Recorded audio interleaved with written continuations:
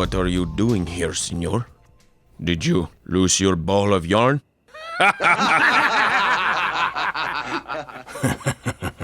So funny. One leche coming up.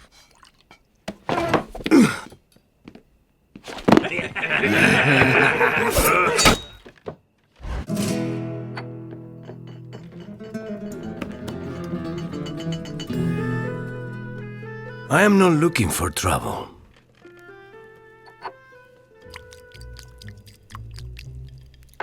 I am but a humble gato in search of his next meal.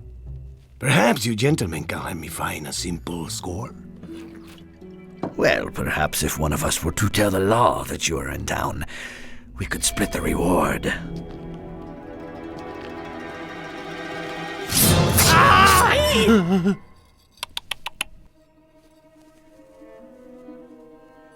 You made the cat angry. You do not want to make the cat angry. Because of the wit of it, we didn't do a movie here that is just filled with gags.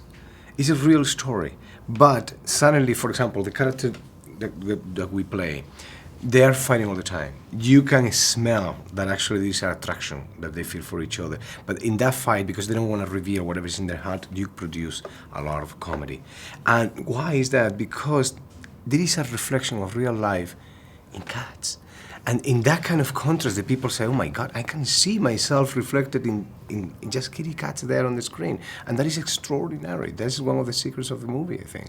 But I think also that DreamWorks they are like the experts in making this kind of fairy tales, making a spin out of them and laughing at them in a way that it's respectful. But what I think this is different than the other ones is that we still keep that amount of humor, but the adventure, it's a lot more. There's a lot more adventure. Well, I think, first of all, fairy tales by nature are supposed to have a certain amount of whimsy to them or something, right? So, and I think the stories they're kind of like, they're kind of classic stories where and I think if you have a classic story structure, you can go in either direction very easily, drama or comedy,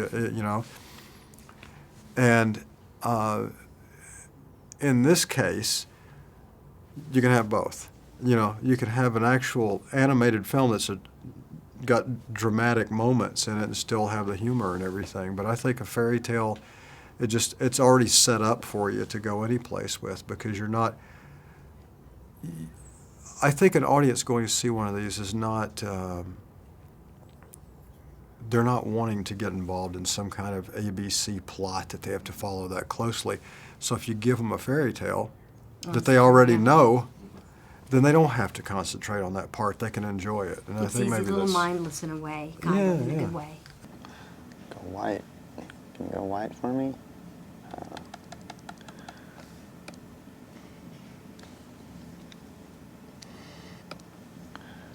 There we go. Now I can actually draw.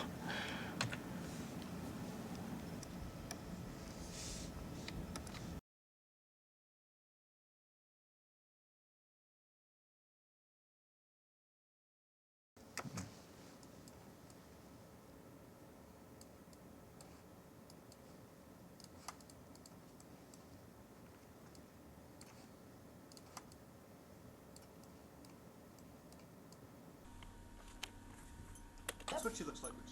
It's true. Yeah. Actually, just setting up.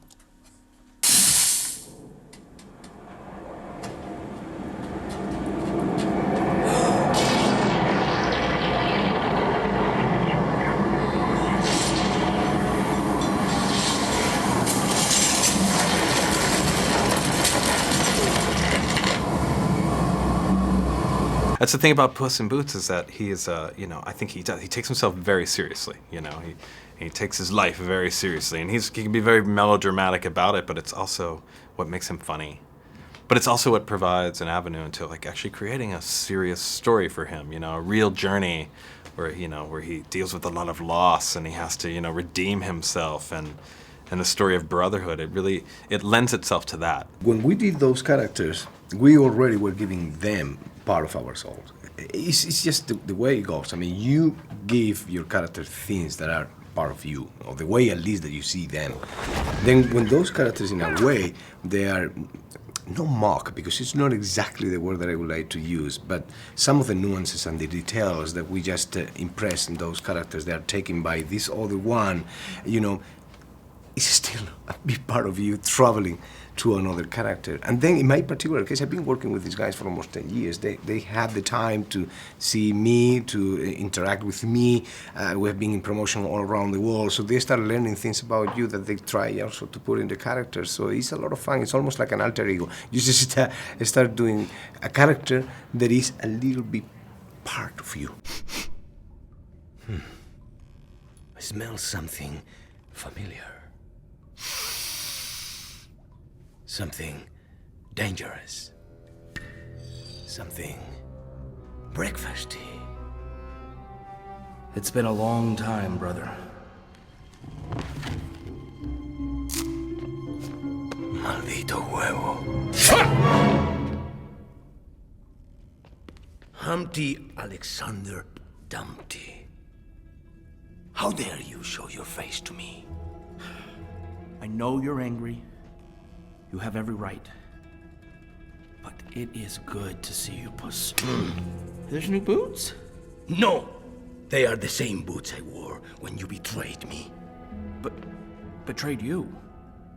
You left me cracked in pieces on a bridge, surrounded by soldiers. They wrote a song about it. There's a lot of talent at the studio, you know, and a lot of gifted filmmakers, and they're very passionate about the project. Everyone working on this film, you know, we were really focused and driven, and really enjoyed the process. And I think it's partly that. I think a lot of the industry is sort of, you know, shifted towards animation or the CG world, and there's been an influx of, you know, people that have worked on live action films for, you know, decades with tons of experience that are coming around the studio, like a Guillermo del Toro, you know, or Roger Deakins, and, you know, they bring all this knowledge and skill, and it's, you know, it's seeping into the studio. Maybe that it's a formula. You know, maybe people know what to expect. It kind of makes it easy for them, and then they feel like they're part of that world. Do you know what I mean? In a way, the spirit.